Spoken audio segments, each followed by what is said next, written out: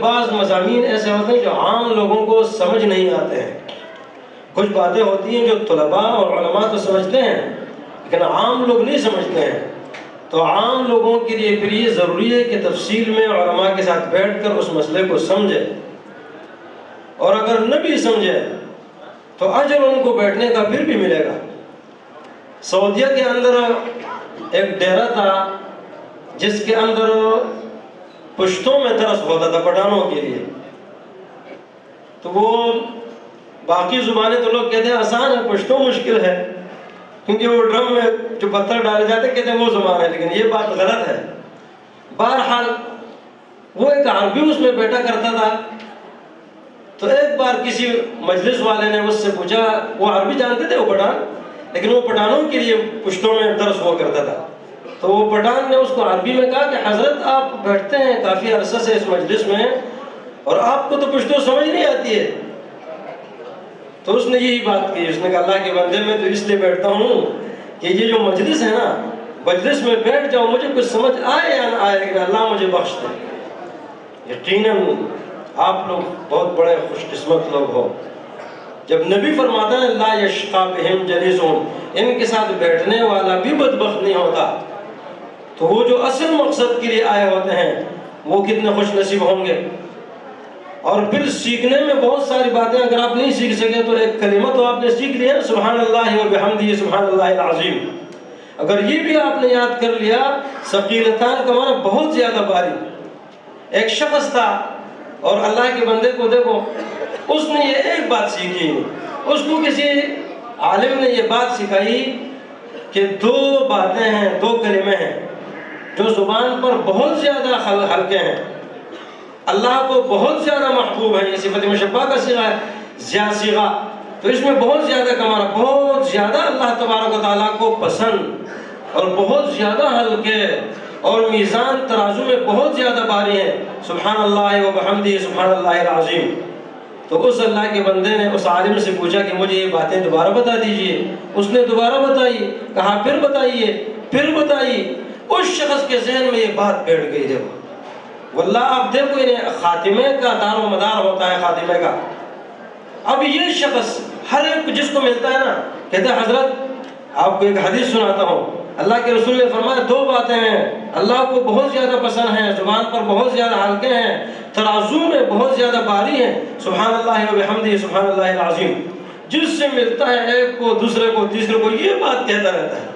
اب اتفاقاً اس کی موت بھی اللہ تبارک و تعالیٰ جس چیز میں شغل ہوتا ہے، شغف ہوتا ہے، جس چیز سے محبت ہوتی ہے تو اسی حساب سے اللہ تبارک و تعالیٰ موت بھی دیتا ہے. اب یہ آدمی بیمار ہو گیا، قومے میں چلا گیا. قومے میں چلا گیا تو قومے سے بہت کم افراد جو ہیں وہ دوبارہ زندگی پاتے ہیں. اب جب یہ قومے میں چلا گیا، ڈاکٹروں نے اس کے وارثوں کو جواب دے دیا ایک وقت کہ بھائی یہ اس کے بچنے کے چانس واس نہیں ہے. لیکن بہرحال ہم پھر بھی وہ مصنوعی سانس اور تنفس پر اس کو جاری رکھا ہوا ہے، ہم نے دیکھتے ہیں. کافی عرصہ بعد یہ ہوش میں آیا. ہوش میں آیا تو وہ ڈاکٹر جو کافی عرصہ اس کی نگرانی کر رہے تھے تو انہوں نے وارثوں کو کہا کہ بھائی آپ کے جو وہ فرد ہے اس کو رب العالمین نے دوبارہ زندگی دے دی ہے، خوش ہو جاؤ. وہ سارے خوش ہو گئے. اچھا اس کو تھوڑی سی حرکت کے بعد جب وہ ہوش میں آیا صحیح طرح نا تو ڈاکٹروں کو کہا، ایک کو کہا دوسرے کہا قریب آ جاؤ. کہا کیا ہے؟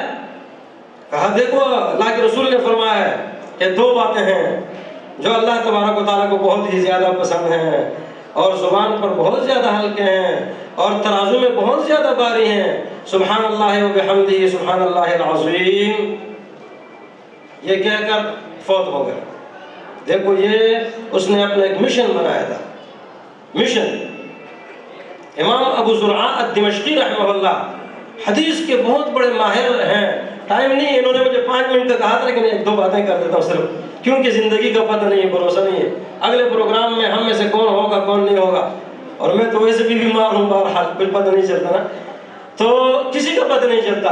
ابوبکر صدیق رضی اللہ عنہ اسی لیے ہر خطبے میں ایک لفظ کہا کرتے تھے، الرحیل الرحیل.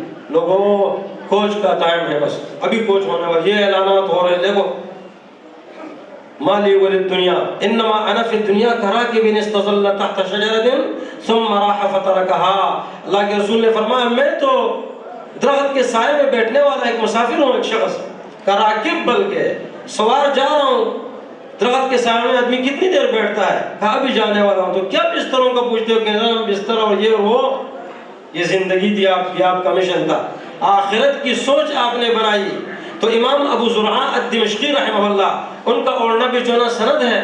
اب جب آخری ٹائم آ گیا، اب آخری ٹائم میں ان کی زبان پر کلمہ جاری نہیں ہو رہا۔ یہ مسئلہ ہوتا ہے، کلمہ جاری نہیں ہو رہا، اور یہ ہوتا ہے جس طرح سفیان ثوری رحمۃ اللہ علیہ بیت اللہ کا طواف کر رہے ہیں، اللہ اکبر، ایک آدمی سے اس نے سنا کہ وہ کہتا کہ یا اللہ بچائیو، یا اللہ بچائیو، یا اللہ بچائیو۔ سفیان ثوری نے اس کو کہا اللہ کے بندے آپ نے تو میرا دل جو ہے چیر کر رکھ دیا، کیا مسئلہ ہے؟ کوئی دشمن آپ کے پیچھے لگا ہوا ہے؟ کیا معاملہ ہے؟ اس نے کہا بھائی ہم 4 بھائی تھے اور میں آخری باقی ہوں، ہر بھائی آخری وقت میں اس کا خاتمہ خراب ہو جاتا تھا، باقی باتیں کرتا تھا، کلمہ نہیں پڑھتا تھا۔ اب میرا ٹائم ہے، میں اس کے بعد رہ گیا ہوں، سوچتا ہوں میرا کیا ہوگا، تو اس لیے کہتا ہوں یا اللہ بچائیو، یا اللہ بچائیو۔ اب یہ امام ابو زرعہ الدمشقی رحمہ اللہ یہ پریشان ہے کہ یا اللہ کیا کیا جائے۔ ساتھی بیٹھے ہوئے ہیں، محدثین ہیں، بڑے بڑے علماء ہیں، اب ان کی زبان پر کلمہ جاری نہیں ہو رہا۔ وہ سوچتے ہیں کیا کہیں، اس کو تلقین کس طرح کریں۔ لقنوا موتاکم لا الہ الا اللہ، جو موت کے قریب ہوتا ہے اس کو لا الہ الا اللہ، لیکن ایک طریقے سے کہنا پڑتا ہے۔ تلقین کا معنی بھی ایک طریقے سے کہنا، ایسے نہیں کہ زبان کیوں نہیں کھول رہا، ادھر ہاں جلدی باقی باتیں کر رہا اور یہ نہیں۔ اب وہ محدثین تھے، سمجھتے تھے، دین کو سمجھنے والے عالم تھے، تو حدیث کی سند انہوں نے پڑھی، حدثنا بندار، ابو عاصم الاخری، جب عبدالعزیز تک آتے تھے وہ رک جاتے تھے، ان کی زبانیں بھی بند ہو گئی۔ محدثین بڑے بڑے ائمہ فعول، ان کی زبانیں بند ہو جاتی تھیں۔ واللہ کیا پتہ چلتا ہے، الا ان للموت سکرات، اس لیے میرا نبی خود کہتا ہے لوگوں موت کی سختیاں ہیں۔ بڑے بڑے علماء بیٹھے محدثین، آخر میں آ کر زبان گم ہو گئی، اب زبان چل نہیں رہی ہے۔ ان کا خیال یہ تھا کہ سند سے محبت کرنے والا شخص ہے، ہم سند پڑھیں گے تو یہ سند کے آخر میں حدیث ہے۔ معاذ بن جبل رضی اللہ عنہ کی روایت ہے کہ من کان آخر کلامہ لا الہ الا اللہ دخل الجنہ، کہا سند پڑھیں گے نا، اب وہ سند ہی بول رہے ہیں، وہ تلقین کرنے والے خود سند بول رہے ہیں، کیا کیا جائے۔ لیکن محبت ہوتی ہے، محبت رنگ لاتی ہے، اس لیے میرا نبی محبت کا سوال کیا کرتا تھا، اللہم انی اسألک حبک، یا اللہ تیری محبت کا سوال کرتا ہوں تجھ سے، وحب من یحبک، اور ان لوگوں کی محبت کا سوال کرتا ہوں جو تجھ سے محبت کرنے والے، عام لوگ نہیں، وحب عمل یقربنی الی حبک، اور اس عمل کی محبت کا سوال کرتا ہوں یا اللہ جو مجھے تیرے محبت کے قریب کر دے۔ میرا نبی محبت کا سوال، دیکھو یہ مسئلہ ہے، تو جب آپ نے اس کا سوال کیا تو اس کا معنی کہ اللہ کی محبت کس چیز سے حاصل ہوتی ہے؟ اب یہ لوگ ہیں قرآن اور حدیث اور دین سے، جب وہ ان کی محبت تھی سند کے ساتھ، حدیث کے ساتھ، یہاں اگر مسئلہ خراب ہو رہا ہے اس لیے کہ آخر وقت ہے، نزع کا عالم ہے، پریشانی ہے۔ اب وہ جب محبت تھی تو اللہ تبارک و تعالیٰ آزماتا بھی ہے، لیکن اس کے ساتھ ساتھ پھر وہ جزا بھی دیتا ہے۔ اللہ تبارک و تعالیٰ نے وہ ساری سند امام ابو زرعہ الدمشقی رحمہ اللہ کو شروع سے لے کر بندار سے لے کر معاذ بن جبل رضی اللہ عنہ تک یاد کرائی، اور انہوں نے وہ سند پڑھی، پھر معاذ رضی اللہ عنہ کی حدیث پڑھی کہ اللہ کے رسول نے فرمایا من کان آخر کلامہ لا الہ الا اللہ، یہ کہا، آگے الفاظ بھی نہیں کہہ سکے، چلے گئے دنیا سے۔ عزیز بھائی ہم نے یہاں سے جانا ہے یقیناً، تو آخرت کی فکر کیجئے، اور اعمال جتنے بھی ہوں، شیخ نے جس طرح کہا تھا، تو اصل عمل ہے اخلاص والا اور اتباع والا، اور یہ اس کے لیے ضروری ہے کہ آدمی دعا کرے۔ اگر دعا کوئی کرتا ہے، خود اپنے لیے کرتا ہے، دوسرے لیے کرتا ہے، تو اس میں رب العالمین نے بڑی برکات ڈالی ہیں۔ دیکھو ایک دعا ہے، اللہ کے رسول نے فرمایا کہ اللہم اغفر للمؤمنین والمؤمنات، یہ آسان سی دعا ہے، ہر آدمی سیکھ سکتا ہے، بچوں کو سکھا سکتا ہے۔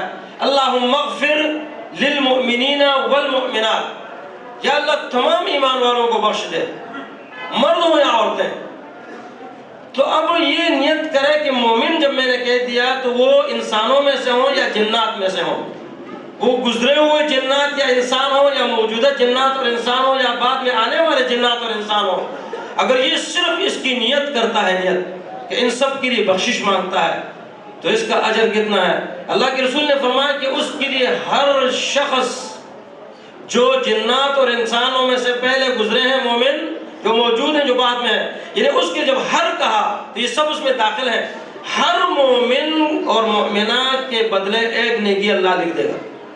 واللہ کتنا آسان ہوا ہے، لیکن وہاں زندگی لامحدود ہے، وہاں نعمتیں لامحدود ہیں، تو اس لیے اس کے لیے اعمال کی ضرورت ہے۔ اور یہ جو مدارس ہیں نا، یہ مدارس اعمال سکھاتے ہیں، تو اس سے محبت اگر آپ کی ہوگی تو یقیناً یہ ایمان کی نشانی ہے۔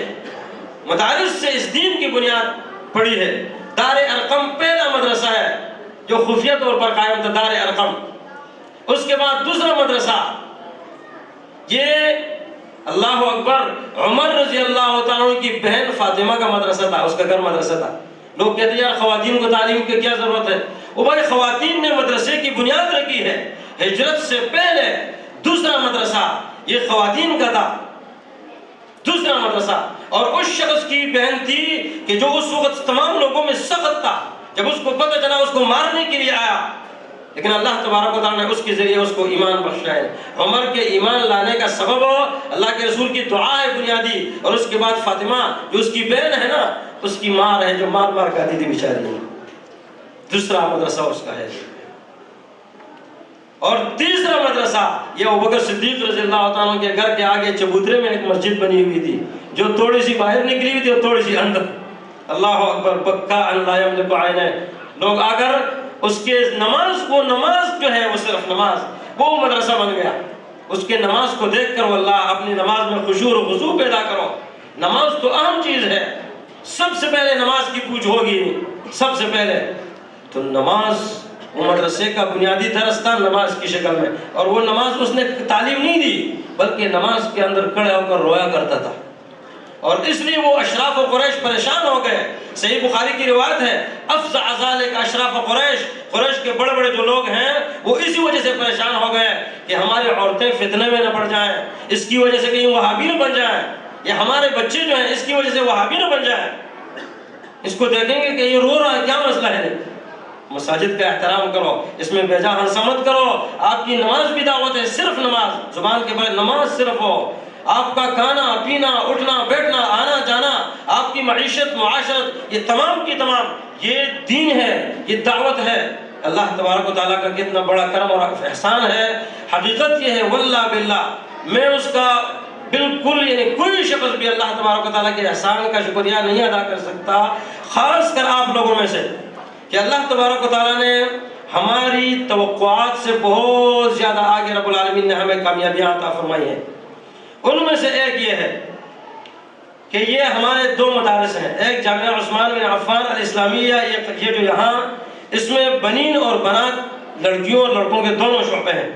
دوسرا جامعہ باب الرحمت الاسلامیہ ناظم آباد ڈسلوا کے علاقے میں قائم ہے، اور دونوں مدرسوں میں مختلف شعبجات ہیں، قاعدہ، ناظرہ، بنین اور بنات، شعبہ حفظ بنین اور بنات۔ شعبہ حفظ کا ہمارا جو پروگرام ہے وہ انشاءاللہ اگلے سال سے مستقل ہوگا۔